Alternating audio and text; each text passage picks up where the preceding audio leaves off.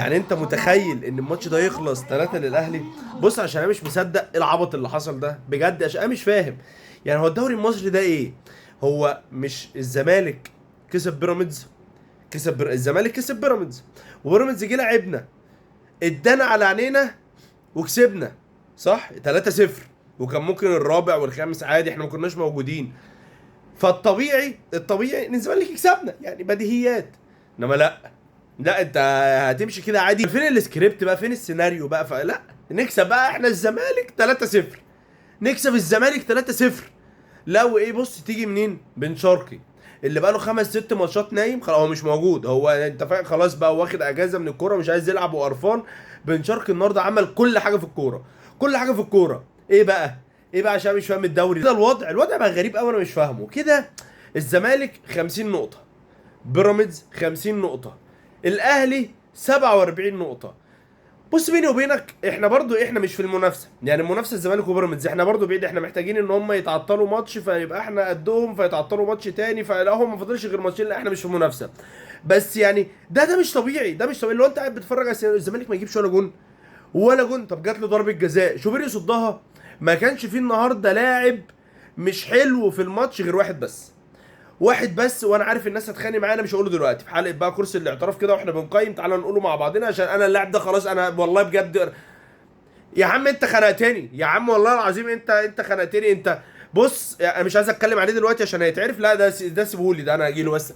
اللعيبه كلها كانت حلوه، وبعدين خط الدفاع بقى اللي هو كنافه بالمانجا، اللي هو هادي رياض على بيكهام على كوكا، اللي هو كله احتياطي وكله عمره ما لعب مع بعض، يعمل ماتش زي ده، يعملوا ماتش زي ده. يعني كلين شيت.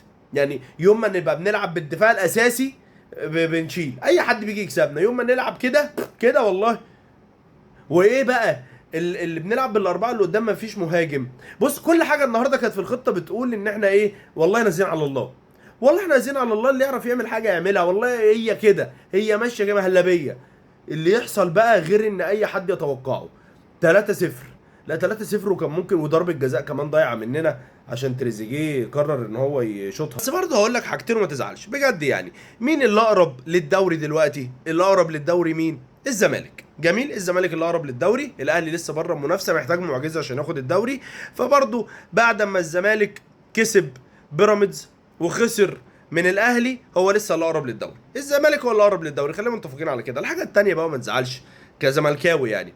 انا بص، كل الاسابيع اللي فاتت دي عمال اشكر في الفرقه، وفي معدمه جمال، وفي اللعيبه، وفي كل حاجه، وعاملين اداء جامد، واصلين نهائي افريقيا في الكونفدراليه، واول دوري هتاخد دوري. بس معلش يعني، واضح ان ممكن يحصل اي حاجه، اي حاجه ممكن تحصل، وهتاخدوا الدوري في الاخر بنسبه كبيره، واحنا مش هناخد الدوري.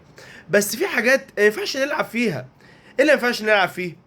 ان ما ينفعش لما تيجوا تلعبونا احنا في اسوأ مراحلنا، في اسوأ ادائنا، احنا ما فيش ما فيش اوسخ من كده ممكن تجولنا فيه.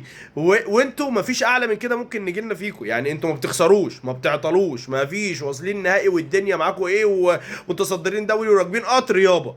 بس معلش يعني، واضح ان في حاجات ما ينفعش هتيجوا تلعبوا الاهلي هتاخدوا على وشكم.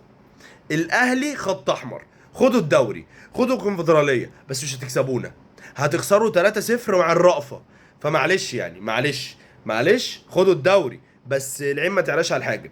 احنا بس بنعرفكم ان انتوا كويسين وجامدين وعاملين شغل عالي، بس ما تجيش تقارن نفسك بيا. شوف انت فين وانا فين، ده موسم ليك هتعمل فيه اللي انت عايزه، واحنا 0 بطولات يا عم، وانا موافق، وخسرنا من بيراميدز 3، واعمل اللي انت عايزه، انما انت ما تجيش تكسبني. انت مش هتعرف تكسبني، احنا كده كده في اوسخ حالاتنا بنحط عليك، احنا دايما حاطين عليك، احنا دايما اتقل منك في اوسخ حالاتنا. ده ماتش بالدوري لوحده، الماتش ده بالدوري، معلش كلمتين كده من القلب. خد الدوري وانت جامد وكل حاجه، وعامل اداء تاريخي وموسم تاريخي، بس معلش يعني احنا تقال عليك، واحنا حاطين عليك، وهنفضل حاطين عليك، وهنفضل كابوسك دايما. لو انت معرفتش تكسبنا ماتش زي ده، انت مش هتكسبنا، يعني تخيل ان انت جامد واحنا ضعفاء وكسبناك 3-0. فمعلش يعني، انت هنا واحنا هنا، ده تمامك معانا.